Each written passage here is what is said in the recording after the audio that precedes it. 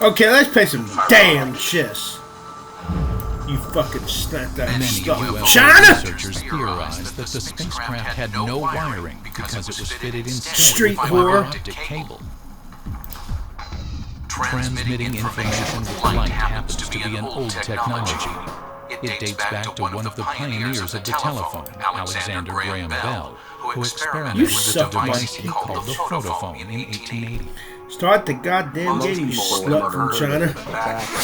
You North Vietnamese slut. Serious scientists thought the photophone Okay, was start the more goddamn impressive game, you than slut. the telephone. The photophone was a way that you could God, transmit bucket. a voice signal over a beam of light. Corso's research tells him that data transmission via light had failed because scientists could not direct a beam of light around corners. But Corso contends that the Roswell artifacts might hold the answer. They Suck were my looking at these slut. glass fibers and say, wow, the light actually You turns fucking corners. How slut. can light go in curves? And Suck then they my concluded the slut. reason for that was because it had a cladding wrap on it. The cladding was the key discovery you had to make in order to make fiber optics work. Suck my Although it would motherfucking not be until slut. the 1970s that fiber optics were in general use, UFO researchers believed that the cladding wrap on the fucking alien damn it. artifact, an outer covering on the fiber that guided the light, made it possible for earthly fiber optics to advance.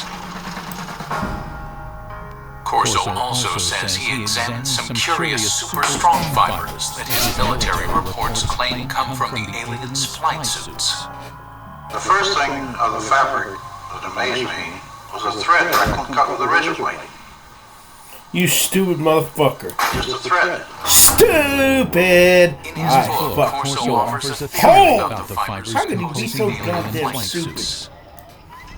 I fuck Alien his. bodies, Hold! probably the more He had a high vulnerable rating. aspects, were protected, but Motherfucker. it had to be incredible energies Stupid by bitch. the super tenacity of the fabric were You somehow suck force my shield. dick, And bitch. Corso said they didn't put these on. God fucking damn it. Moving around them. In other words, Come on, you snap spun on them like a slut. cocoon. According to Corso, he wonders if these super strong fibers could be developed into super strong bulletproof shields for law enforcement Come on, and you military slut. use. Corso said that the Army tried to Who's bring that it goddamn to bitch, the you University of fucking slut? Colorado to try and fabricate this technology. The mid-1960s saw great advances in super strong fabrics that used polymer technology, the type of molecules that Corso claimed were present in his alien fabric. In 1965, Kevlar was invented, a fabric that would be used in bulletproof Come on, you vests. slut. More proof, according to Corso, of the impact of alien technology. There's no denying that the period Corso works in the Pentagon coincides with a period of rapid technological growth in the United States. God fucking Corso's damn it. supporters say God alien fuck it. technology played a role. But God others see fucking damn things it. very differently. God fuck it. God fucking damn it. In his best-selling book, The Day After Roswell, God Lieutenant Colonel Philip fuck it. Corso claimed to introduce alien technology from the 1947 Roswell crash to the American God military's fuck it. technological agenda. But others say that the scientific leaps of the 1960s were not made by one Move, you hero, whore. and not with the help of aliens. It's nice to think in terms of one heroic person leading us into the new world Move, you of fucking far-out whore. technology learned from sources. That sounds great. But having worked on a whole host of big research and development programs, that isn't the way it works. Look, on the aircraft nuclear propulsion program, we employed 3,500 people. 1,100 of them were engineers and scientists. We were spending $100 million God a damn year. it. That's the kind of effort it takes to develop new technology. And that was in 1958 dollars at that. Come on, you Corso slut. claims that the laser jumped from theory to practice after scientists examined the device found in the Roswell crash debris. But to science historians, that's science fiction. The laser is a good Come example on, you of an slut. invention that doesn't really have a single eureka moment where somebody gets a brilliant inspiration and then they go down into their basement workshop and 15 minutes later they've hammered together a laser. The laser really began back in 1951 when a physicist from Columbia University was taking Come on, a you walk in slant that Washington. slut. That physicist was Charles Towns. And I woke up early in the morning worrying about it. Why hadn't we been able to get anywhere? It was before breakfast, so I went out and walked out in the park, sat out in the park. Suddenly I said, hey, wait a minute. We could get a whole collection of molecules all in excited states with excess energy. And I wrote down the numbers to see now, could I make it oscillate? The first laser device used microwaves rather than light. The light-emitting version wasn't functional God until fucking damn 1960, it. 9 years after Professor Towns God jotted down fucking his damn it. notes. While the laser's development was slow and steady, the integrated circuit fucking advanced rapidly. God bucket. But the greatest progress was made by scientists well after Corso retired. Come on, you slant The that real slut. breakthrough happened in 1971 when a guy named Ted Hoff conceived of the idea God of putting an entire microprocessor on one piece of silicon, a computer on a chip. Basically, what happens in an integrated circuit is that you are controlling the flow of electrons, or actually, in some cases, the Come absence of on, God electrons. fucking damn it. Ted Hoff, known as the architect of the microprocessor, started working on integrated circuits in 1968. Hoff disputes Corso's claim that an alien chip captured from the Roswell crash made an earthly version conceivable. Man, fuck this shit. If you have a crash scenario, there's I just presumably shit in my damage to it. pants. And that damage may make the device even harder to analyze. And even if you had the device, you'd Come on, really you want a bitch. context. If you had seen this device in those days, Okay, let's had get in this no fucking arena. context to put it in. In other words, what's it used for? You'd even have less chance of understanding it. Hoff also says that to reverse engineer an integrated circuit, as Corso claimed happened in 1961, you would need a scanning electron microscope, which was not invented until 1966. Philip Corso also claimed that his alien fiber optics cable inspired scientists. But Suck my science fucking historians dick. don't support his assertion, because fiber God optics damn it. required a convergence of technologies occurring over decades God of fucking development. damn it. God damn it. The idea really became interesting in 1965 God when damn it. lasers were available and people suddenly realized there was a commercial use for fiber optics. So shortly after that, the project was tackled by a trio of inventors at Corning, Come on, and they came up bitch. with a successful fiber optic in 1970. The highly directional light of a laser improved signal strength. God fucking damn it. The team of researchers at Corning Holy Glass no, I created a ain't form taking of this fused fucking shit. silicon. This super pure glass material was capable of carrying 65,000 Now, times she ought to more scream information at than copper wire. Jesus, This this made fucking fiber optics commercially practical 10 years after Corso claimed to have accelerated the God technology. fucking damn it. Corso also stated that he inspired a quantum leap in image enhancement technology. But science historians say the technology of turning night into day was also decades in the making. God Progress fucking. increased so incrementally. It goes all the way back to the 1940s when image-intensifying Now radar buck up and move that were damn pole right. issued to Oh, Allied you cruisers stupid in the fucking Pacific slut. Theater. The first night vision gear employed thermal imaging. You Developed by the stupid fucking Germans during slut. World War II, it brought heat energy into the visible spectrum using an infrared light and a receiver. Now fucking. Then, by the early 1960s, William Spicer, a Defense Department researcher, had created image intensification technology. Fort Belvoir scientists built upon his work. You stupid Image bitch. intensification requires no additional light. Functioning like a radio receiver for light waves, it amplifies existing light. Today's image intensifiers are small enough to be worn as goggles and are capable of amplifying light by a factor of 35,000. Scientists suggest that if Corso really had an alien image enhancer, shown to researchers in the 1960s did little to advance the technology's measured progress. You stupid bitch. The engineering that was required just progressed at a very slow rate. Making night vision work was largely the result of really brilliant engineering. Finally, I just got myself another whore. Corso's super tenacity fibers came not from alien spacesuits, but from years of research by a scientist named Stephanie Quallick, You who worked at the stupid DuPont bitch. Company.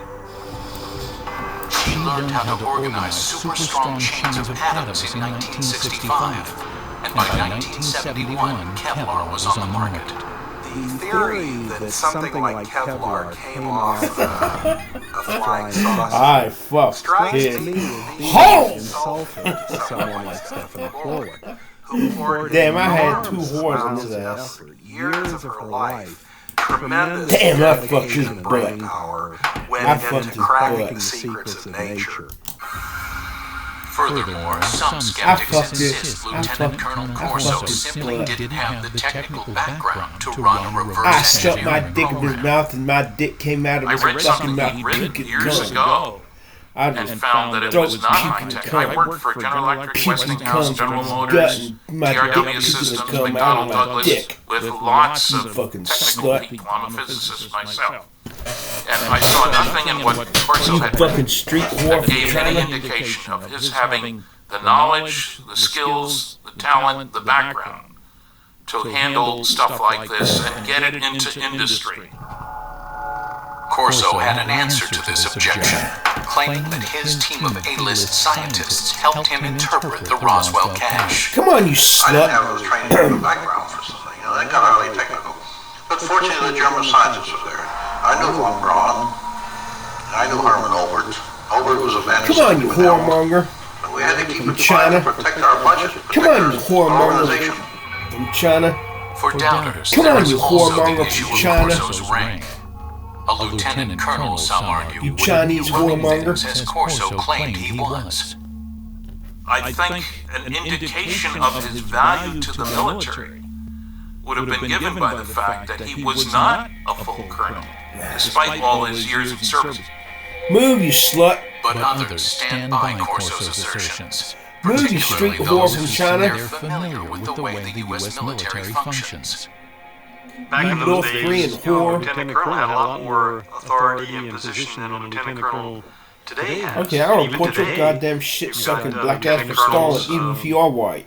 doing quite a bit of the important tactical and even strategic You planning and fucking operation. slut. The History Channel contacted the military contractors Corso claims to have worked with, and all say there was no alien involvement in the technologies Corso says he jump-started. No memos, directives, or paperwork of any kind exist to directly support Corso's assertions about reverse engineering alien technology. But Corso's supporters say there is no paper trail for a very good reason. Come on, you silent slut. Come on, you silent slut. Among those who believe there was an alien crash near Roswell, there is consensus on one concept. The U.S. government systematically suppressed the truth. Come on, you syrup spit. The government of the United States and other governments around the world have gone out of their way to keep that crammed up inside a riddle that's smothered by an enigma. Philip Corso says he also had to keep his reverse engineering program under wraps. We couldn't discuss it. We made a decision It cannot be discussed outside of us. We're doing good. We have the authority, we have the money for our R&D projects. Well, that's fine, let's keep it that way. Let's not get mixed up in the murky area of whether they exist or not. As for Corso's contributions to the advancement of science, skeptics say that the technology he claimed to have pushed forward was ready to emerge anyway. As proof, they offer up the mind control headband, one alien technology that Corso did not claim to develop. Today, it's well on its way to becoming a reality without his help. Since the 1970s, scientists have been experimenting with using EEG readouts of brainwaves to provide feedback and change behavior. It's now possible to use EEG feedback games like this one to learn how to manage brain states. But mind control technology has advanced even further than that. Going to open the first email, which says congrats. It says you In 2004, researchers received FDA approval to test tiny brain implants designed to allow disabled people to control computers using their thoughts. Next, I'm going to Pizza Circle.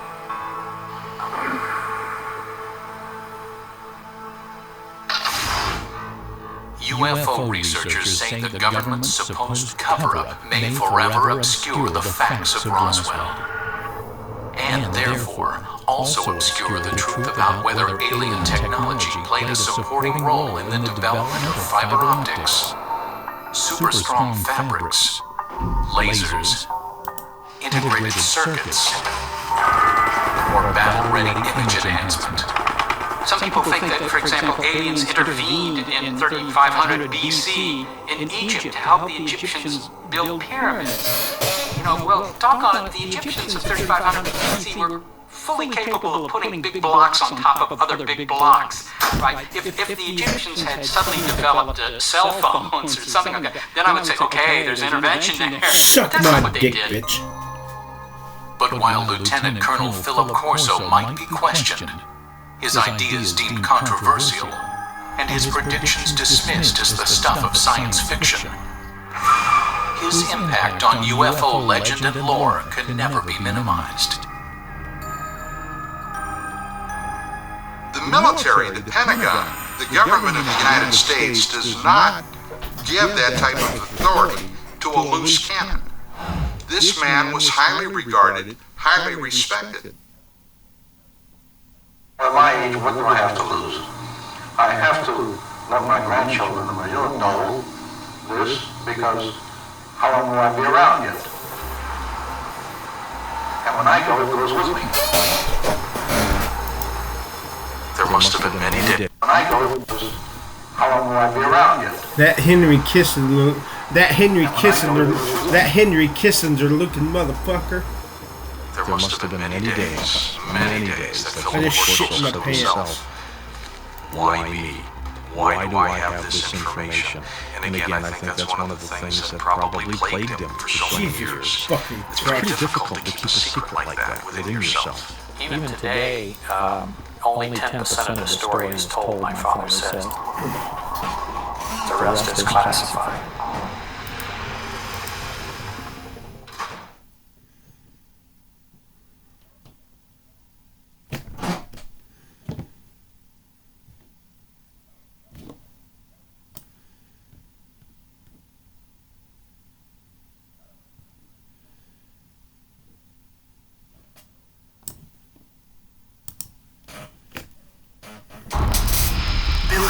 Of Earth-like planets, Why would there be this vast universe and just us?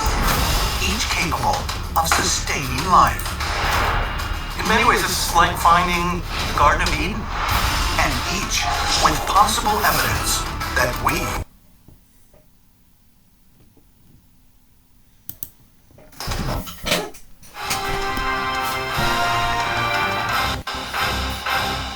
Hello, and thank you for joining this edition of Reality Check. Now, let's have a think about what we all fantasize about in this UFO subject. All we really want is for somebody in the know to Now stand fuck up up and bring somewhere that on a phone down stage here. and and tell it like it really is, spill his guts, reveal all, and we can all go home and get on with our lives. Well, to some degree, that's what a lot of people are saying Colonel Carl Nell did, the former director of the UAP task force for the Pentagon, when he stood up on stage in New York City in front of the SALT conference attendees on the 21st of May. Here's the million-dollar question. Do you believe that a higher form of non-human intelligence has visited this planet? Right. So, non-human intelligence exists. Non-human intelligence has been interacting with humanity. This interaction is not new, and it's been ongoing. God damn it. And there are unelected people in the government that are aware of that. It God was fucking an damn it. extraordinary admission God that made everybody bucket. sit up and take notice. Under questioning from Alex Clokus, when Carl was asked about his views on non-human intelligence, he said, quote, "Non-human intelligence exists. Non-human intelligence has been interacting with humanity. This interaction is not new, and it's been ongoing. There are unelected people in the government that are aware of this." And then Alex asked him, "How confident are you that this is true?" Quick as a flash, he responded, "There is zero doubt." Carl, that is quite a bold statement. I'm wondering, and I'm curious, how confident are you that that is true? There's zero doubt. That was, You the shit moment. sucker. That was one of the most fun moments in the last few years, to see Now somebody fucking who remove that clearly lip right here. knows all, somebody who's cleared for top secret SCI material, telling it like it really is. So Colonel Carl Nell, we doffs our hat to you. And it's not just any bloke we're talking about here. Colonel Carl Nell, if he'd stayed in the military, would likely have become a brigadier general. This is one very senior US Army officer. He's ex-US Army Space Command, ex-Northrop Grumman, ex-Lockheed Martin, ex-Bell Labs, ex-CTO for a $2 billion company, a former Reserve Army Brigade commander, a former senior advisor to the Vice Chief of Staff of the Army, a Deputy Chief of Staff to the Combatant Command, the man who advised Army Futures Command on the reorganisation of the Army Reserves, the largest since the 1970s, and a former director of the Pentagon's UAP task force. This is one high-powered bloke. I first met Carl late last year at the Seoul conference, and then earlier on this year in Washington, D.C. God He's a very fucking softly damn it. spoken, calm guy, and you can see how he developed his qualities of leadership. He's a very impressive guy. One of the things that we can explore is the issue that he's being criticised for. Because a lot of people across social media, the usual suspects, are saying, where's the evidence? They're suggesting it's all a big yawn. That what he said really wasn't anything new, and to some degree, they're right. It wasn't anything new. What Colonel Nell said has been said by Lou Elizondo, David Grush, and Chris Mellon, and many others. It was the way he said it. It was the clear resolve and the fact that he Give me that obviously had a goddamn prepared smelly statement chili. that made it very, very clear he was ready for the question and he wanted to make a point. It's interesting also to note that Colonel Nell was one of the primary sources for Leslie Kane and Ralph Blumenthal's original news story that broke the David Grush allegations and backed the veracity of the David Grush allegations, citing themselves as first-hand witnesses. It's very, very clear that Colonel Nell knows a lot that he can't talk about publicly. And this is why this whole debate about, oh, where's the evidence, where's the data, is very, very stupid, because the people asking those questions know full well that Colonel Nell God is a fucking damn patriot, it. just like all of these insiders. They don't want to recklessly breach their national security oaths. They're bound by the constraints of their top secret SCI clearances. Now that doesn't mean that the story is never going to get told. What it means, though, is that there has to be a controlled narrative to what we, the public, get told. Now, I hate that as much as you do. I'm a journo. I want to find things out and dig up secrets. And if I can, Where's the I will. goddamn...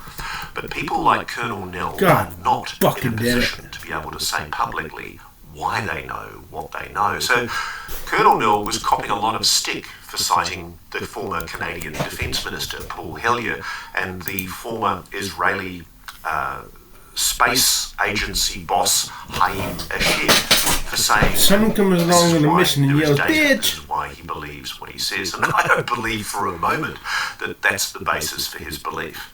I think he ducked past, and Alex kind of let him off the hook by not following up with another question, which is, do you have first-hand knowledge? What knowledge do you personally have? Come on, you slut. You as to why you know that NHI are engaging with humanity and have been doing so for a very long time. Move, you slut, that slut. There are hints.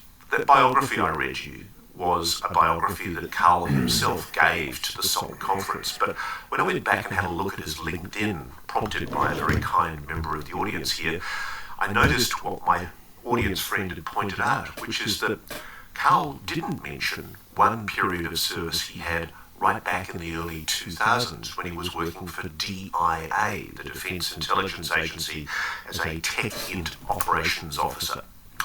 And whilst he was working for Operation Iraqi Freedom in the Middle East, he was in charge, or he was one of the people planning with the so-called Foreign Material Program. And he served as the J2, which is essentially the primary intelligence officer, for the one-star Combined Joint Captured Materiel Exploitation Centre, the JCMEC. I wish this in god Iraq. fucking bitch would move. But that's quite significant to me because the FMP, the Foreign Material Exploitation Program, is where I'm hearing God a lot fucking of this damn it. alleged retrieval operation internationally is Why, you being fucking conducted slut? with America's Five Eyes allies, including Australia, New Zealand, Canada and the UK. When there is allegedly a retrieval of some kind of exotic technology, be it foreign adversary or something else, quite often allies like Australia, the UK, Canada and New Zealand are called in to assist. And that's where I thought it was very telling that the Foreign Material Program is something on Carl Nell's CV that he didn't mention to SALT. This current cycle happened last December with the Schumer Amendment, and then got rolled back as defeated in the House. And so it remains to be seen, if the process could continue. One hopes and can maybe draw a little bit of confidence that maybe this will come around is the colloquy that Senator Schumer and Senator Rounds had back in December. After their amendment got killed, they basically went on the Senate floor and articulated their rationale for the legislation. And I think Senator Schumer, to quote him, almost said it was a travesty that this did not pass. The United States government has gathered a great deal of information about UAPs over many decades, but has refused to share it with the American people. We've also been notified by multiple credible sources that information on UAPs has also been withheld from Congress, which if true is a violation of the laws requiring full notification to the legislative branch. Not everything that we wanted, but we'll continue to move forward and find additional transparency. So this is, a bipartisan colloquy on a topic that I guess most people would probably consider fringe, and yet these two senators felt the need to do that and to double down on their desire to see this through. So hopefully we'll see maybe a reintroduction of some version of that this summer, with the goal of maybe putting it into the NDAA by the end of the year. One of the other things I think we should talk about is the fact that what came out of Colonel Nell's speech to SALT was that he's intimating that there's going to be another tilt at bringing the Schumer Amendment, the key protections for whistleblowers who want to come forward about UAPs. He wants another go at getting that Schumer Amendment before the Congress into the NDAA, the National Defence Authorization Act, before the NDAA. Smelly Shelley. And he's not saying categorically that he thinks we are going to see disclosure. In fact, he said quite wearily and resignedly to Alex, this sort of disclosure emphasis has come and gone over time. And so this is not the first time we've arrived at this stage. He said, I would suggest that maybe the peak of this current cycle happened last December with the Schumer Amendment, and then it got rolled back and was defeated in the House. And so it remains, he said, to be seen if the process is good to continue. I think you that's stupid an admission motherfucker. that we really are at a crunch point here. Mike Turner, the congressman from Ohio, very successfully nobbled with a group of House representatives attempts to bring the Schumer Amendment through the House late last year. And this, I think, stalled attempts to get UAP disclosure before the God, that was a stupid-ass move, you stupid motherfucker. You should have pushed his own fucking pawns. And the HASC, the House Armed Services You stupid Committee. There is bitch. a very determined cadre of politicians in those committees who I do think Now fuck up, they move know the that pawn they've right got here down. witnesses coming forward. Now I'll stick my Feel dick up that safe about brick's butt. speaking out as whistleblowers, they will do so. And this is why the Schumer Amendment matters, and frankly, it's why the squawking and ranting from the critics out there who say, where's the evidence, bring us the data, Colonel Nell's evidence wasn't anything new. They don't matter a jot. They're irrelevant to the debate because it's not us, the public, out here that have to be convinced. It's Congress. It's Congress that has to be swayed. What needs to happen right now is key opinion leaders in the Congress need to be convinced that there is sufficient evidence to justify what we hope might be a kind of church committee-style public inquiry, where the people responsible for this program, the gatekeepers of the legacy retrieval and reverse engineering program, can be summoned under oath and compelled to give evidence before the Congress in a public hearing. Just like the CIA was held to account right back in the 1970s, 50 years ago. This is really important stuff, and I think that the arguments we're seeing about whether or not Cal Nell said much at all, whether or not he provided any data, are really ridiculous and absurd, because the people making those criticisms One, you stupid slut. Nell's a patriot, as are Mellon, Elizondo, Rush and everybody else who's intimating that they are aware of first-hand knowledge about this program.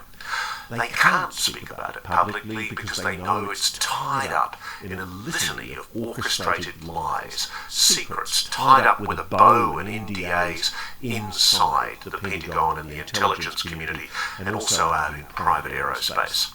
This is a secret that wants to be kept. And the only way that it can be revealed is if Congress is compelled to do its job. And that's why you out there matter, your voters. For God's sake, just get out there and tell your congressman and senator.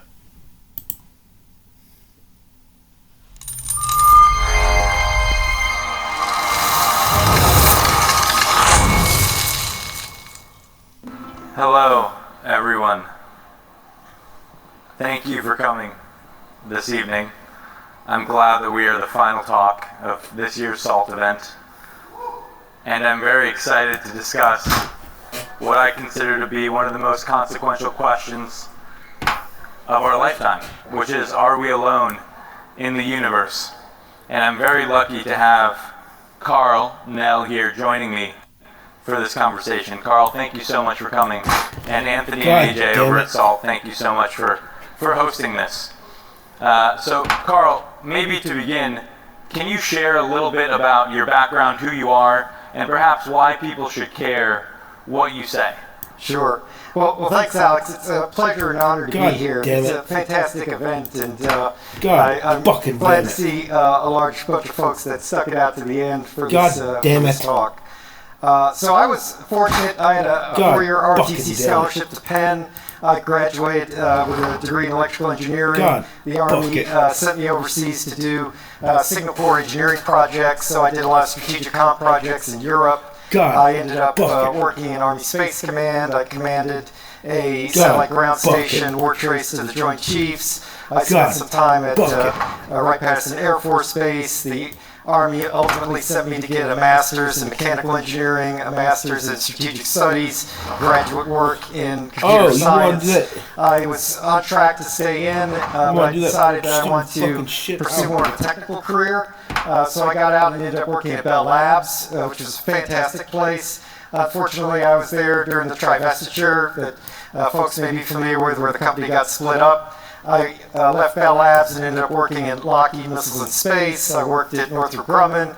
I've run strategic technology programs in the defense industry, worked for a lot of the three-letter agencies, ultimately was a deputy chief of staff, or deputy CTO for a $2 billion company. I was a vice president general manager of a Northern Virginia-based R&D firm. I stayed in the military, in the reserve. I commanded at every grade level through brigade. I was fortunate to stand up the Army's newest expeditionary MI brigade. I was the deputy chief of staff for combatant command. Ultimately, this experience sort of combined to give me the opportunity to come in and advise Army Futures Command, the largest reorganization in the Army Reserve since early 1973, on how the Army can be more effective. And my last assignment was involved with the UAP task force, which maybe is the most apropos for this discussion. And so, Carl, here's the $1 million question. Do you believe that a higher form of non-human intelligence has visited this planet? Right. So, non-human intelligence exists. Non-human intelligence has been interacting with humanity. This interaction is not new, and it's been ongoing. And there are unelected people in the government that are aware of that. And so, Carl, that is quite a bold statement. I'm wondering, and I'm curious, how confident are you that that is true? There's zero doubt. And Carl, what evidence have you seen? What was the moment where you developed this level of conviction? Because what you're saying is extremely consequential and very important, and I know that a lot of people here even perhaps may not believe that statement. Right. Well, probably a better way to ask that is, how can the folks in the audience come to a common understanding of what this phenomenon is? And so there's sort of two tracks here. One is from first principles, and another is actually from the data. So let's take a look at the data. So we can look at some folks that have very high level access to information, like Paul Hellyer, who is the defense chief for Canada, has come out and said the same thing. We can look at Ham Eshed, the head of Israel's, or former head of Israel's Space Force, has said the same thing. Chris Mellon, Deputy Assistant Secretary for Intel, SAPCO, has essentially said the same thing. Lou Elizondo has said the same thing. David Grush has said the same thing. David Grush cleared for presidentially level material. So you're looking at people that are in a position to know this, and they're telling you the same thing. You could take a look at the Gang of Eight in the Senate and in Congress. So there's two members of the Gang of Eight, Marco Rubio and Senator Chuck Schumer, that signed up to the UAP disclosure amendment last year that basically said they're not being told the truth and we need to push forward on that. So that's sort of an overview of some of the data. From a first principles standpoint, what's so unusual about this realization? There's billions of stars in the galaxy. Life here evolved in 500 million years, which is basically a blink of an eye. We found planets around every star that we looked at. It's likely that the universe is full of life. If you look at the SETI program in particular, the SETI program has all the same assumptions that you would accept and probably make with respect to this topic, except that they believe that non-human intelligence is transmitting signals here.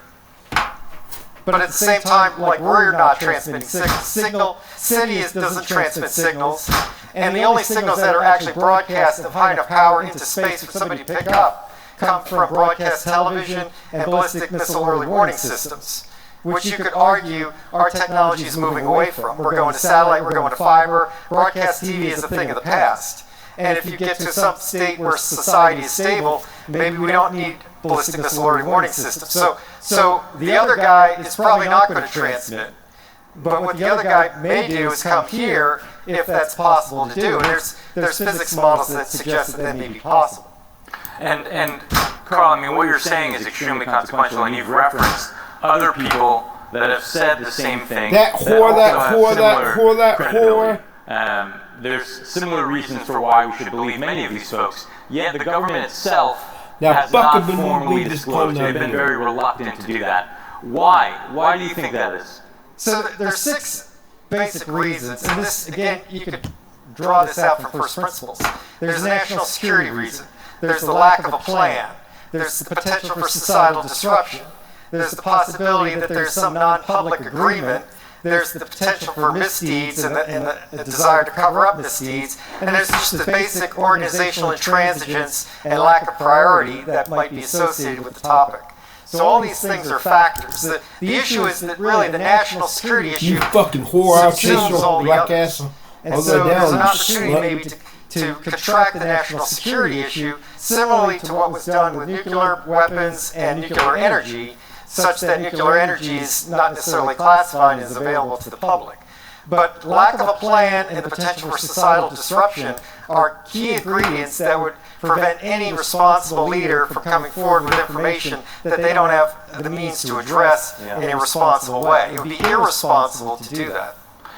Okay, so what you're saying is that you have absolute conviction that a higher form of non-human intelligence has visited this planet, that there are factions within our own government that know about this, yet we still don't have a plan, and they may represent a security issue.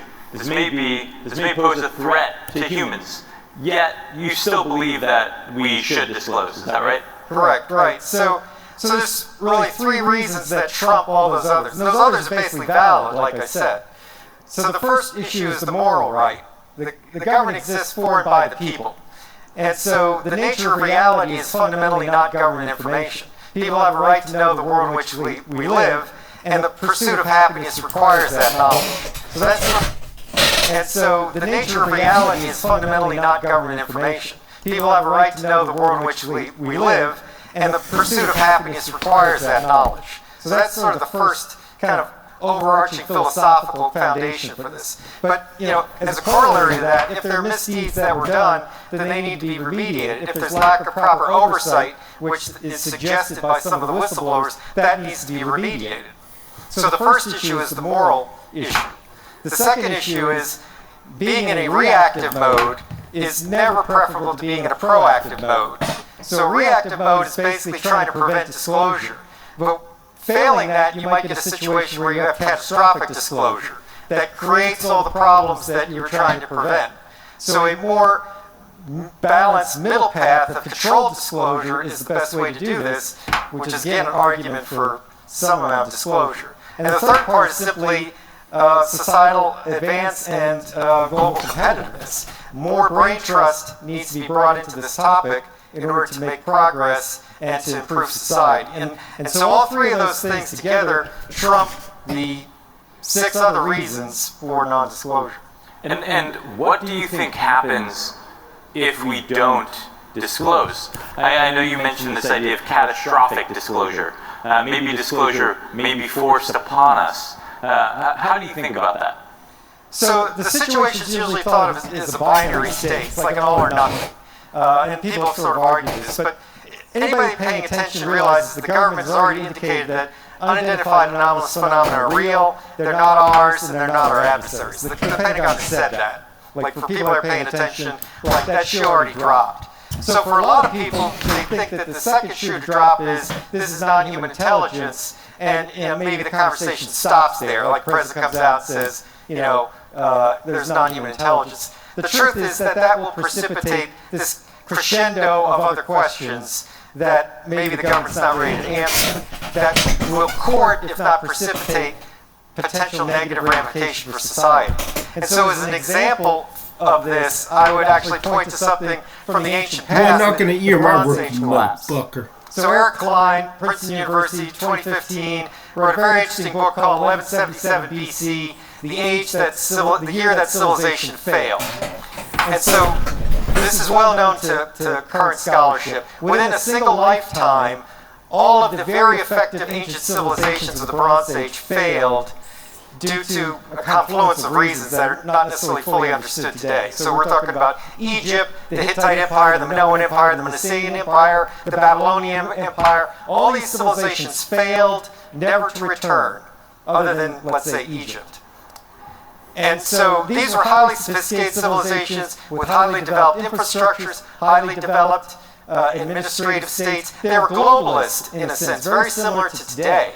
In terms of the known world, the known Near East, they were economically interdependent. They had both diplomatic ties and commerce ties. And yet these civilizations failed in a single lifetime because of stressors that these civilizations collectively could not address within the time frame. And so if we look at our society today, one might argue that it's similarly fractured, similarly under economic stress, similarly under cultural stress as well, fractured and fragile diplomatic situation. It mirrors very much this scenario. Yeah.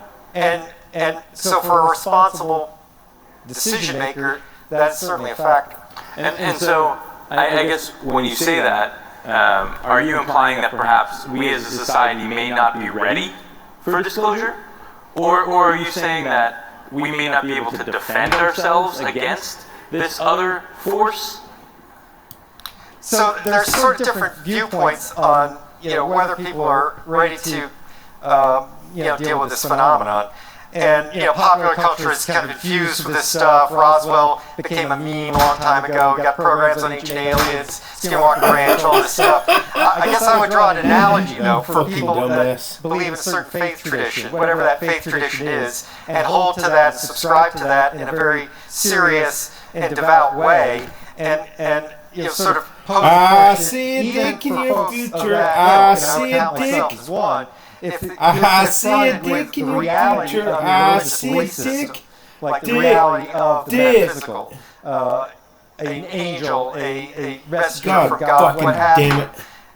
That's going to be a sea state change in your way of dealing with reality, right? Even though you already believe it, right? So it's one thing to believe and it's another to know.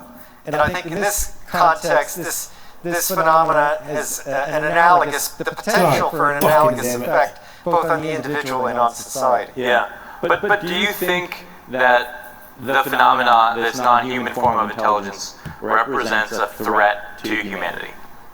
So this is a good question too. Some of the other folks have sort of framed things in that light, and I guess I would suggest that if the universe is governed by conservation laws, and it's probably reasonable to assume the laws of nature that we understand apply everywhere. We may have incomplete understanding, undoubtedly we do, of these laws, but they're sort of homogeneous and they apply throughout the universe. And so those laws are governed by conservation rules. There's conserved quantities. And so this reality really forces a Darwinian type competition in order to survive.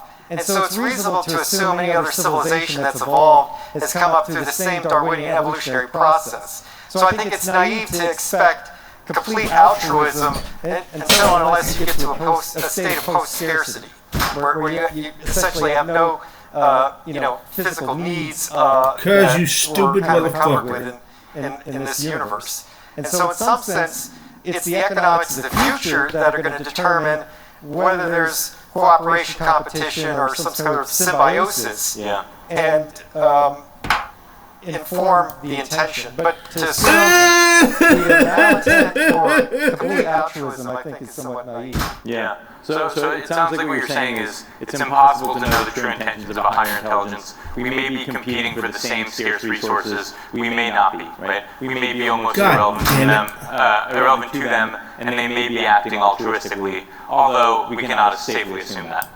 And so I guess I'm curious, if we continue down this disclosure path, do you believe that disclosure is inevitable? So, again, people that sort of look at this topic and study it, and there have been some good examinations on this from a historical standpoint, and have realized that we're not in really a new state. like this sort of disclosure emphasis has come and gone over time. And so this is not the first time we've arrived at this stage. I would suggest that maybe the peak of this current cycle happened last December with the Schumer Amendment, and then it got rolled back and was defeated in the House. And so it remains to be seen, if the process is going to continue. One hopes and can maybe draw a little bit of confidence that maybe this will come around is the colloquy that Senator Schumer and Senator Rounds had back in December. After their amendment got killed, they basically went on the Senate floor and articulated their rationale for the legislation.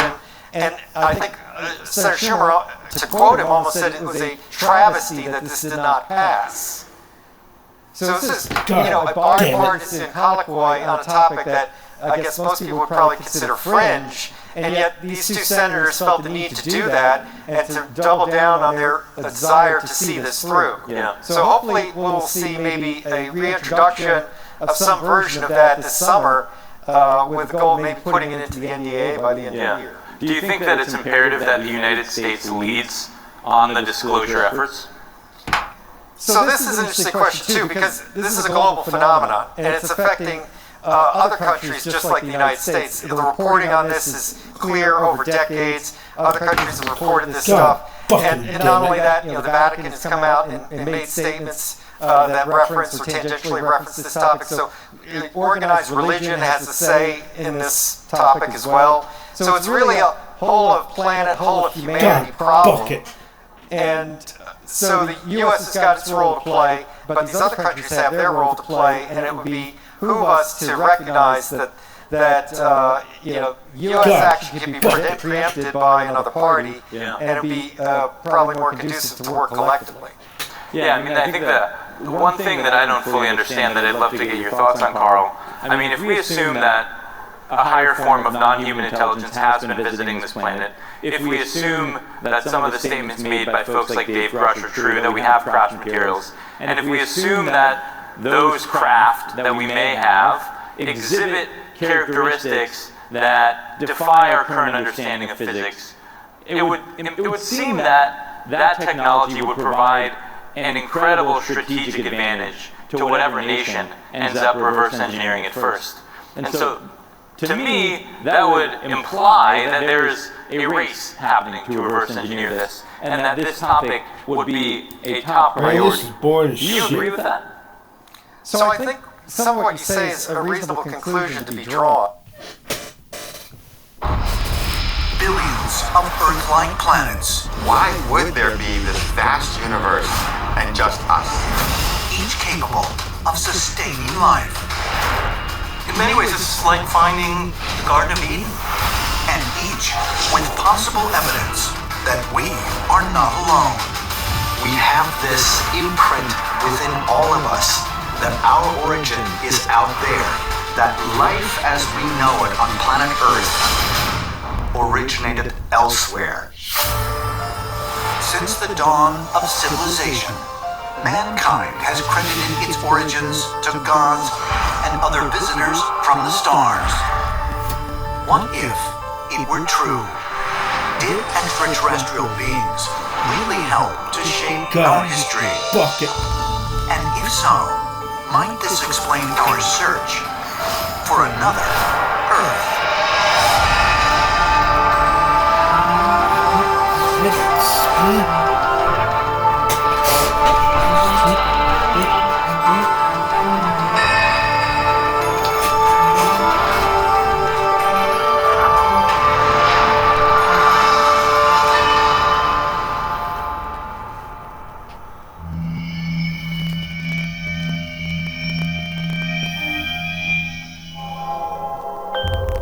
July 23rd, 2015. After more than 6 years of observing over 150,000 star systems within the Milky Way galaxy, NASA scientists using the Kepler telescope discovered what they believe to be an Earth-like planet located 1,400 light years away. Kepler 452b, or Earth 2.0 as it has become known, is 60% larger than Earth. The exoplanet orbits a star slightly larger and brighter than our sun, and falls within that star's Goldilocks zone, making it a leading candidate to prove life exists on a planet other than our own. Some planets are too close to their stars, so they're too hot. Some of them are too far away, so they're too cold. Recently, they found one which they've actually called the Goldilocks planet. As you might surmise from that, that means that it's almost just right. What that means is that there's a potential that it might be teeming with life. The problem I'm looking for Earth-like planets beyond the solar system is they're hard to spot. There may be billions within our galaxy alone that satisfy roughly the conditions of being Earth-like. They have to have magnetic field and a few other conditions that will be congenial for life. But the liquid water is one I think everybody agrees is key. The Kepler discovery made people sit up and take notice because it would possibly have the all-involved liquid water. And that is the key to life as we know it beyond the solar system. Of the 100 billion stars that make up the Milky Way galaxy, astronomers now estimate that 1 in 5 has an Earth-sized planet with the potential for life. And NASA scientists predict that we are likely to find signs of alien life by the year 2025, bringing us ever closer to answering the age-old question, are we really alone in the universe? Humans are really excited about life on other planets. There's a lot of empty space out there, and it would be a big waste if there wasn't more life. Why would there be this vast universe and just us? Forever, people have wondered, are we alone? Is there life out there? Are there other people have wondered, are we alone? Is there life out there? Are there other intelligent beings? And that's why we're so insistent upon searching for another Earth. I think there's that need to realize that we're not alone in the universe. We want answers. We're going out into space because we want to find out, are there other beings out there like us? Since the ancient Babylonians first documented observations of Venus, humans have speculated that inhabited worlds may exist beyond Earth. And from the time of the ancient Greeks, philosophers and scholars have theorized on the probability of the existence of otherworldly civilizations other than our own. In 1961, radio astronomer Frank Drake was the first to publicly propose a mathematical argument for the likelihood of the existence of intelligent extraterrestrial life in the galaxy. Frank Drake developed an equation that took the probability of different things happening. Having the right type of sun, having the right type of planet, how many planets and stars there were, and made an estimate of how likely life would be. The Drake equation would seem to logically predict tens of thousands of civilizations out there that we ought to be able to hear on radio traffic. Come on, bitch. But if there is such a high probability for the existence of intelligent life forms elsewhere in the universe, why haven't we encountered them? If there are so many other planets out there, and if the chance for intelligent life out there is high, why hasn't anyone visited us? The human race should be typical of what intelligent life is like in the rest of the cosmos. Plus, the cosmos is much older than the human race. We tend to expand into all possible living spaces. Intelligent life in the rest of the universe should probably act like that too. People like us should be filling the cosmos. Everywhere we point a radio telescope, we should be picking up noise. Instead, there's none. While radio telescopes have yet to pick up a transmission from other intelligent beings in the universe, ancient astronaut theorists propose that contact has, in fact, already taken place, and evidence of this can be found throughout the world. The question, where are they, should be answered with, look at the ancient astronaut theory. Because we are suggesting that there is evidence that goes back thousands of years by the stories that we have of gods, lowercase g, descending from the sky. It doesn't matter on what continent. Every single continent was visited. I would say that the evidence is there, and it's all around us, whether it's in megalithic sites that are aligned to constellations, such as the Great Serpent Mound in Ohio, even the pyramids in Giza,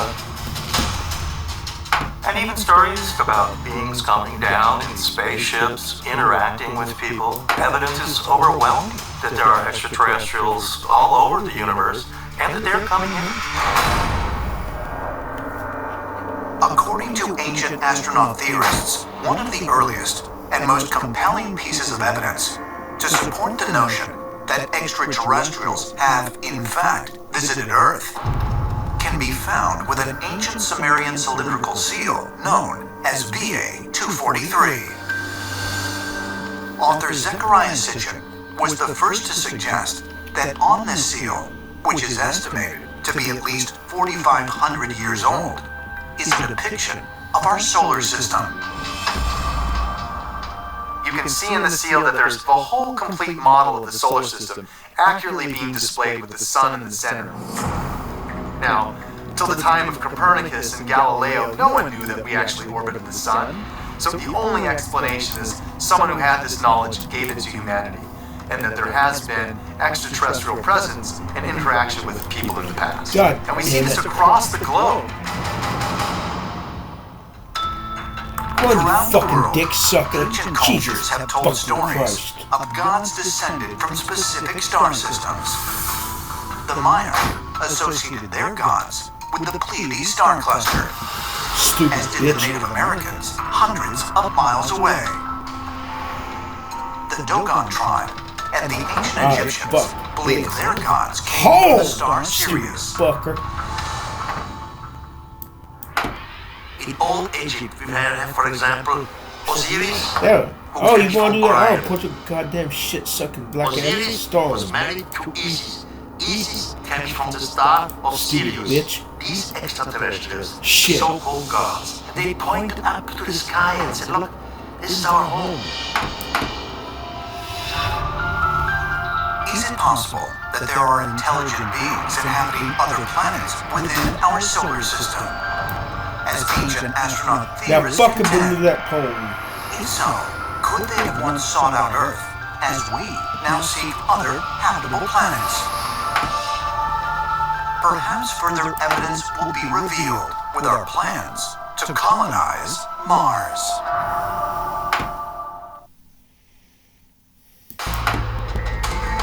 Now fuck up and bring that phone under and overlook that shit. I'll stick my dick at that phone. I'll stick my dick on Mars. You slut. Over 200,000 people applied for the chance to be the first humans to colonize the Red Planet.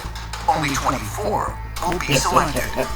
None are expected to return. The Mars One mission is a very ambitious mission that canvassed the whole world's aerospace contractors and tried to make heavy use of the experience of the space station, where they've made living modules. Those same modules can be brought to Mars and support human life. Scientists are testing working models of living quarters for Mars, such as NASA's Deep Space Habitat.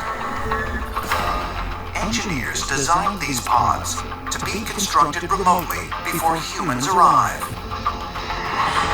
Once built, the habitats will supply oxygen and water and minimize the harmful effects of atmospheric radiation to humans. Yet even these engineering feats won't allow humans to live on Mars for extended periods of time.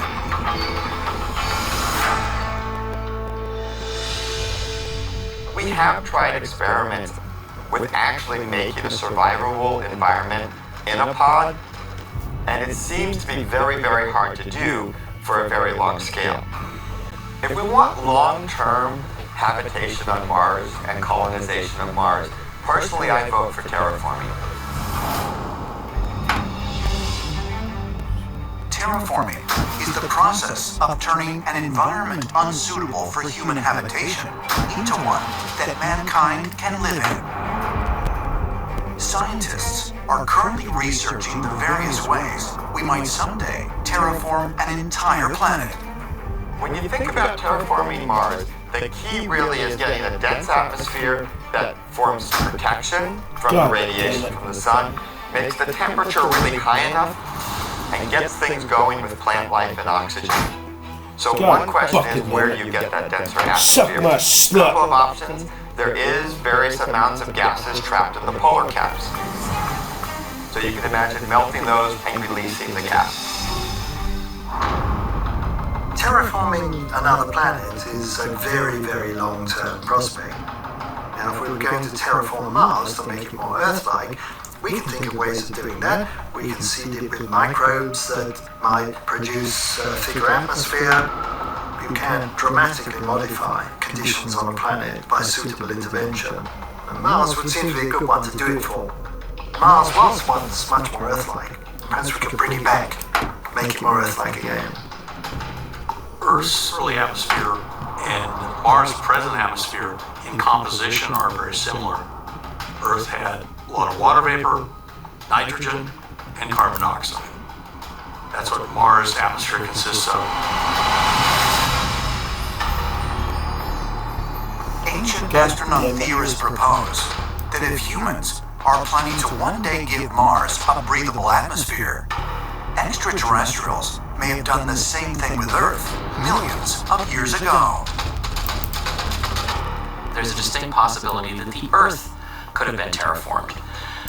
When you look at the development of Earth, what you see is that at every stage, the planet got exactly what it seemed to need to develop into this beautiful blue world that we live on.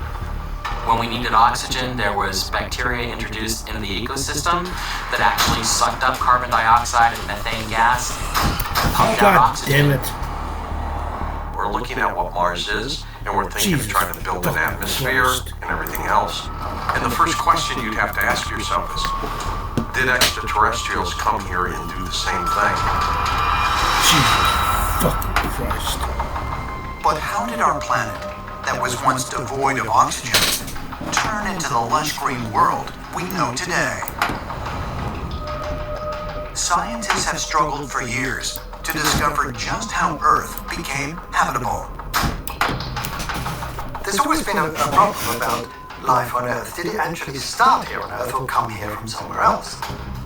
There's no known transition from non-life to life that we can all agree on. As long as we don't know how life began, it's up for grabs. God, fuck it. But we know on Earth it was microbes that made the oxygen atmosphere. All those scientists agree that Earth's oxygenated atmosphere most likely can be attributed to the presence of microbes. Many theories exist as to where exactly these organisms came from.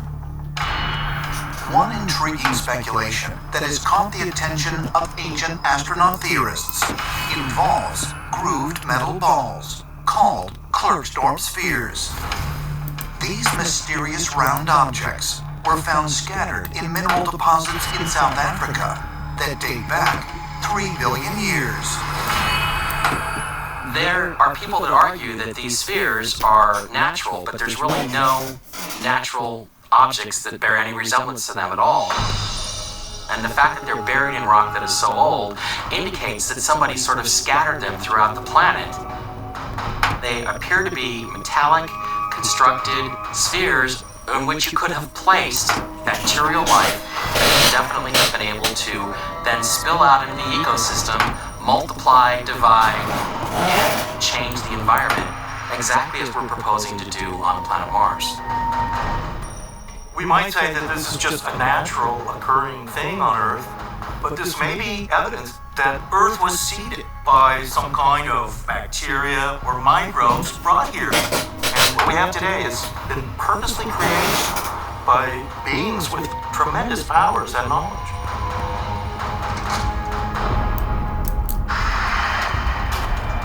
Did extraterrestrial beings introduce organisms to Earth that started life, just as humans may someday do to Mars. If so, could our ancestral origin actually come from another planet in the galaxy?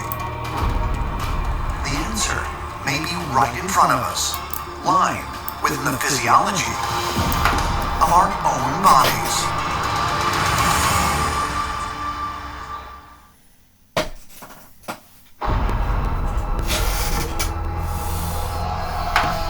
Tel Al-Uhaymir, Iraq. Here, in what was once the ancient Sumerian city of Kish, archaeologists unearthed the world's oldest written document. The Kish tablet dates to 3500 BC and is believed to predate both the Sumerian cuneiform and Egyptian hieroglyphic writing by nearly 100 years. Developing the ability to express thoughts through written language is one of the first ways in which man separated itself from the rest of the animal kingdom. In the 5,000 years since, humans have harnessed electricity, split the atom, developed computers, and placed a man on the moon. No other species on Earth can claim such unique achievements in such a short span of time. God damn it. In comparison to other animals, our evolution is pretty brief. It's been a fairly short time, only a couple million years probably since the first hominids. Christ. One of the great scientific questions is why is it our species uniquely arose into this truly advanced technological intelligence that we have? Clearly there's nothing else on planet Earth that is like us. There are many intelligences, but nothing is wielding technology to the extent that we do. If we just had to sort of go back to the jungle, the proverbial jungle, and just survive, most of us wouldn't really live for very long. Human beings, apart from their intelligence, really are not very well suited to occupying a wide range of environments. In addition to our incredible intelligence, biologists have also noted contrasts between human physiology and other animals. Compared to other animals, I think we're a little odd. A baby horse is born, for instance, it's able to walk around and do its own thing, like, immediately.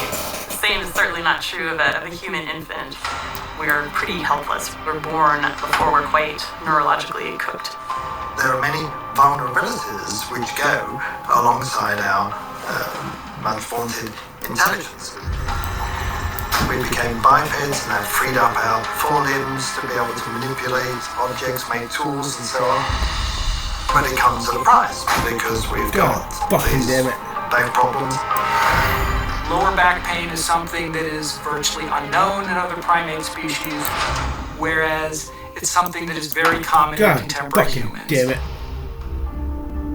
In 2013, ecologist Dr. Ellis Silver set forth in his book, Humans Are Not From Earth, a possible theory to explain why humans seem so evolutionarily unsuited to the planet. Jesus. Dr. Ellis Silver developed an idea that perhaps the human race did not actually naturally evolve here on the Earth, but somewhere else. Silver's book raises a lot of very provocative and intriguing questions. For example, why is it that we get cataracts from the sun? Why is it that the sun seems to hurt us if we go out for too long? So Dr. Silver suggests that we might have come from a planet with different solar exposure. We also have 223 genes that appear in human DNA that do not appear in any other species on Earth, suggesting again that there's something unusual about us. They've discovered that astronauts, when they're in space, their circadian rhythms actually change from 24 hours, like we have when we're here on Earth, to 24.9 hours, which is the exact circadian rhythm or the exact length of a Martian day, not an Earth day. The patterns of who we are as human beings doesn't fit into some of the other creatures that are on this planet. Damn it. Dr. Silver, his theory was that we were either brought here or seated here, but clearly of an extraterrestrial origin. We are, in a sense, transplanted here from some other solar system. And Neanderthals were already here, and we are a crossbred, part alien race that's part Neanderthal and part extraterrestrial. Might Dr. Silver's observations of human physiology be proof that we are a hybrid species, one whose origin comes from a celestial place? Ancient astronaut theorists say yes, and claim further evidence can be found in the narratives of numerous religions. Brigham Young, one of the most important leaders of the Mormon religion, proposed that the biblical Adam was not created on Earth, but was born to parents on another world, and then was brought to our planet. In the Zohar, the primary text of Jewish mysticism, a similar story is told. Adam actually had parents, a mother and a father, and that God took Adam from whatever place that he came from. We don't understand what that is, another dimension, another world. We don't know. We are half physical and we are half something much greater. Celestial, extraterrestrial, divine. According to the ancient astronaut theory, we were created in the image of the gods. And those stories are reflected in all of our ancient legends. For example, the Native American culture clearly states that our entire planet was seeded. In the ancient American world, part of their core belief system is that they may not have originated on Earth. We know that the Hopi, for example, believe that they were brought to the Earth by star people from the Orion system. Is it really possible that our origins are not entirely from this planet? And if so, does this explain why we are drawn to the search for another Earth? Perhaps the answers lie in ancient tales told across the world of a paradise lost forever.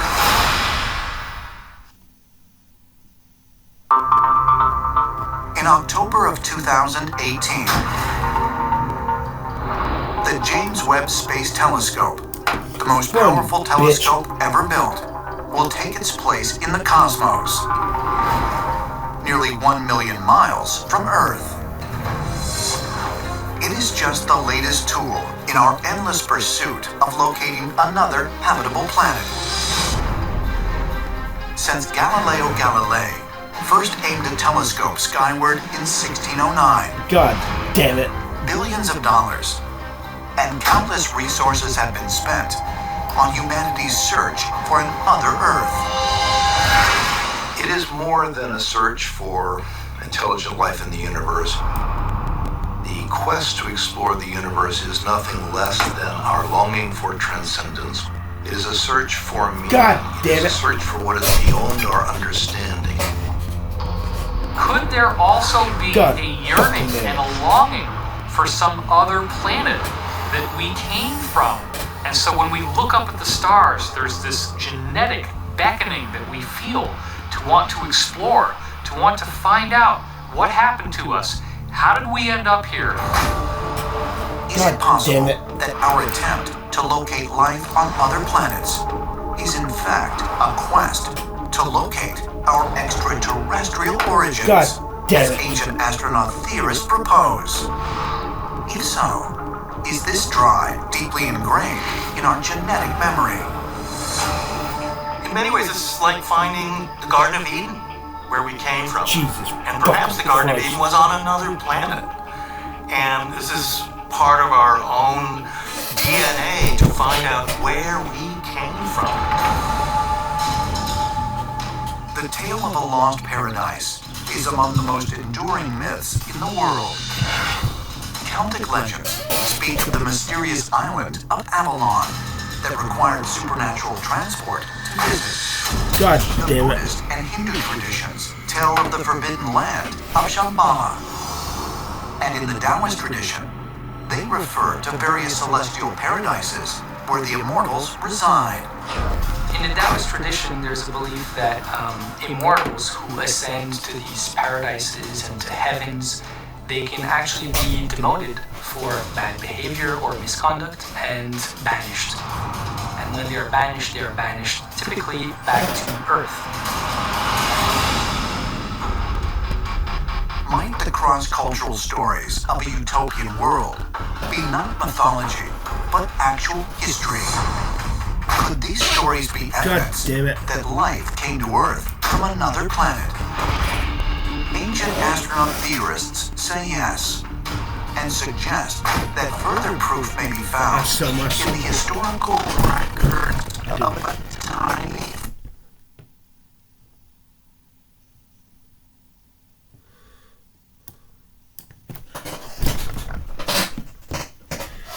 I sold my soul to the devil to win this game. No, I don't.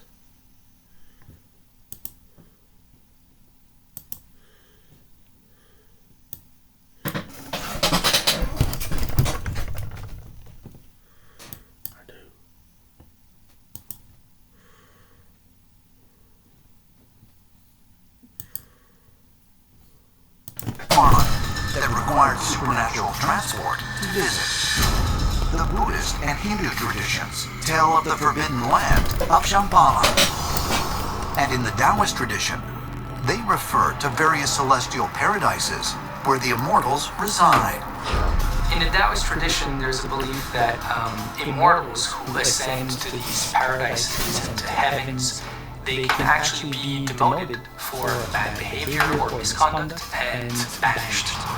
And when they're banished typically back to Earth. Might the cross-cultural stories of a utopian world be not mythology, but actual history? Could these stories be evidence that life came to Earth from another planet? Ancient astronaut theorists say yes, and suggest that further proof may be found in the historical records of a tiny farming town in England. Woolpit Village, the 12th century AD. Two small children mysteriously appear near the opening of a cave. A boy and a girl speaking in a language that is indecipherable. But even more odd, their skin is green. The farmers in the area who were harvesting vegetables came upon these two children. Their skin was green, and their clothing was said to be made of a strange fabric. It was a fabric unfamiliar to the people who were describing them. The children are immediately whisked off and put into isolation from the rest of the village for several days because no one is sure if they're actually human. The children said that they came from the land of St. Martin, a land that was in many ways much like Earth. They described the place that they came from as not being as bright as our land is.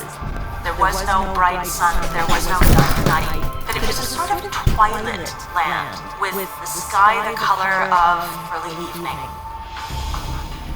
Prominent 12th century historian William of Newburgh included a detailed account of the Green Children in his major work, History of English Affairs. He noted that they eventually acclimated to their new environment. The children gradually became part of the community. The boy, the younger of the two children, died, but the girl survived, and there is some serious tracking of her descendants, indicating that she is a real person in history. Many theories have been proposed as to where exactly these children came from. The most popular theory seems to be that they came from another planet. A planet with a different type of orbit, a planet that was not exposed to the sun. Does the well-documented account of the Green Children of Woolpit give credence to the existence of another inhabited world separate from our own? Some ancient astronaut theorists suggest that another Earth may exist not in space, but deep within the Earth, right under our feet.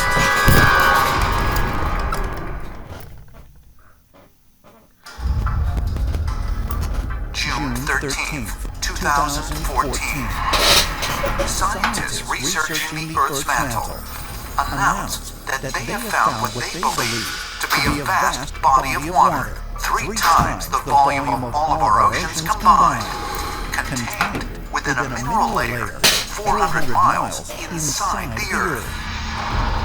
The discovery shakes the foundation of what scientists and scholars thought they knew about the ground under our feet. We have just scratched the surface of the Earth. We drilled down like 8 miles, and we had to stop because it got too hot. 4,000 miles, basically, to the core of the Earth, we went down 8. That's nothing. We have more than 70 active space programs right now. We can tell you more about the surface of the moon than we can the surface underneath our own oceans.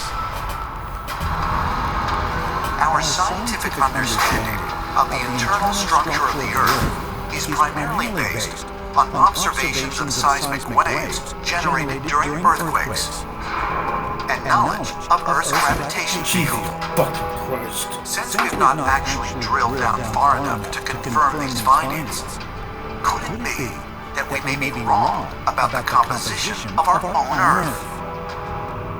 Some ancient astronaut theorists say yes, and suggest that according to our earliest mythologies, an other Earth might not be found in the heavens, but deep within our own planet. One of the most consistent themes that we find in ancient cultures when we travel around the world is the idea that there is another world, another Earth inside the planet. One of those is the Maya tradition. They have a holy book called the Popol Vuh. Inside this book, it talks about 2 twin boys that came up out of the Earth and were actually the first humans on the planet. And to this day, they still believe that life force comes from inside the planet, not from outside in heaven. The Mayans have this, the Tibetans have this, the Hopi Indians have this. Within Buddhism, there's stories of a place called Agartha, or Agarthi, which is an inner world, and it's inhabited too by people, and that they are an advanced race, and even that they have trains and vehicles that are moving through this inner Earth.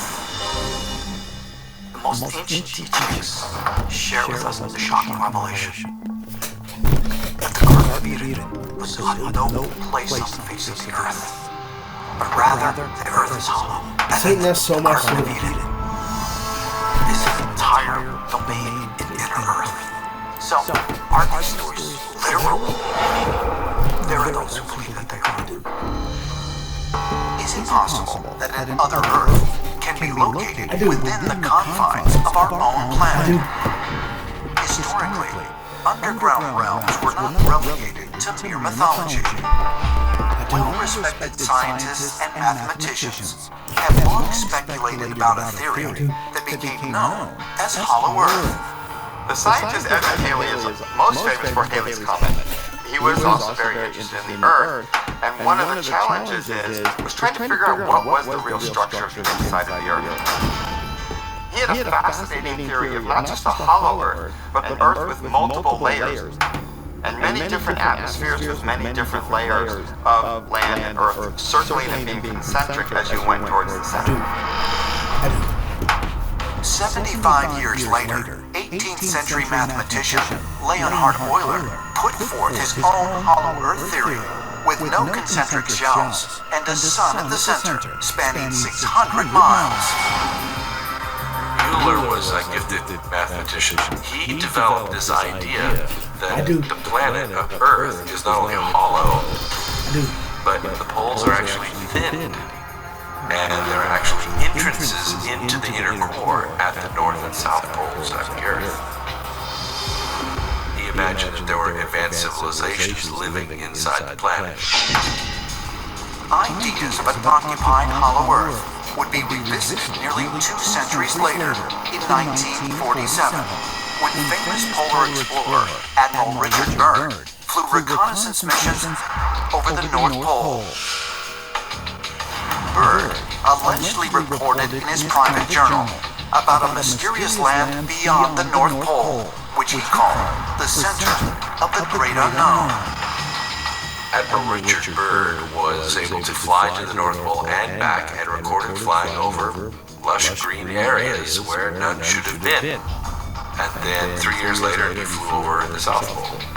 It's rumored that when Admiral Byrd's task force actually got to Antarctica, that one of the first things they discovered was an entrance into a hollow Earth civilization that was populated by very, very advanced beings. Admiral Byrd made a lot of unusual statements, including talking about what he called a new kind of craft that could fly from pole to pole. This was reported in newspapers in Chile and Argentina, and ultimately in English papers too. And when Byrd got back to the United States, he was brought back to Washington where he was questioned very heavily about his statements. And allegedly he was told to stop talking about this. Is it possible that entrances to another world can be found at the Earth's poles? And if so, did Admiral Byrd actually pass through one of them? According to some ancient astronaut theorists, such gateways do exist. But rather than leading to inner Earth, they may be portals to another dimension.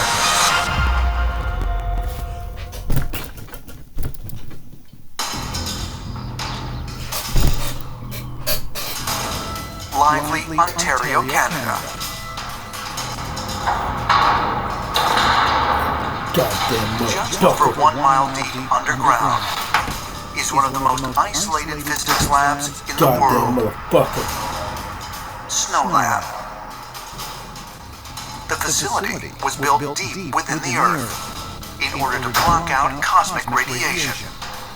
This could allow scientists to possibly catch a glimpse of an element that they are confident exists throughout the cosmos, but have been unable to detect. Physicists claim that everything we can observe accounts for less than 5% of the universe. What constitutes the rest is completely unknown, but is thought to include a mysterious substance called dark matter. We know that most of the matter in the universe is not made of atoms or atomic nuclei, it's something else entirely. There's a whole list of what dark matter might be, and some things we know about already. Black holes, for example, that's making up part of the mass of the universe. If you look out in the solar system, you can see the orbits of various galaxies, universes, solar systems, planets, all of these, and you can map their orbits, and you realize that there's missing matter that you can't see through light. This is what we call dark matter.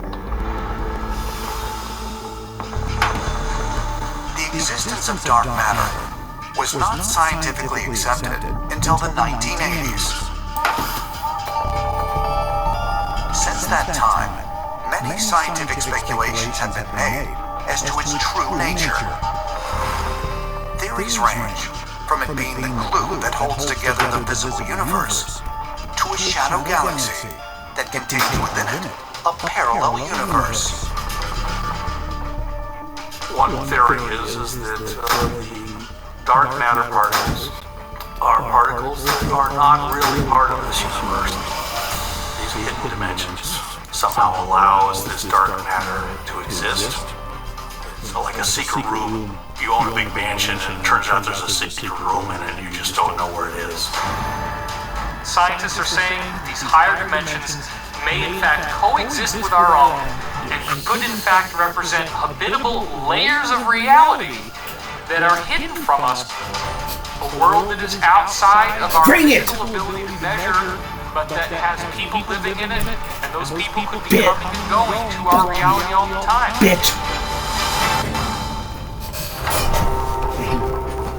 Could an extraterrestrial world actually be located in a parallel universe, hidden within dark matter? If so, might our current scientific exploration of dark matter lead us to discover that we are not alone in the cosmos?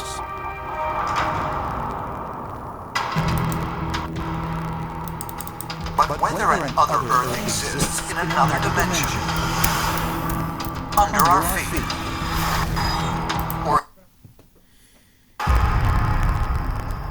Yucca Flat, Nevada, May 19th.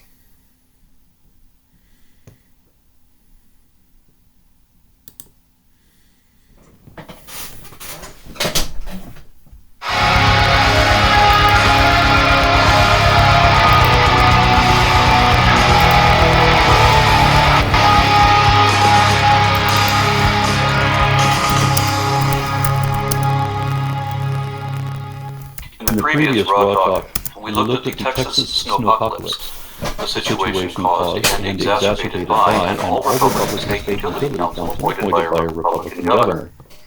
Yet there were commenters determined to find some way to blame Democrats instead. In a state with a GOP-dominated House and Senate where Democrats have no power, it still just has to be the Democrats.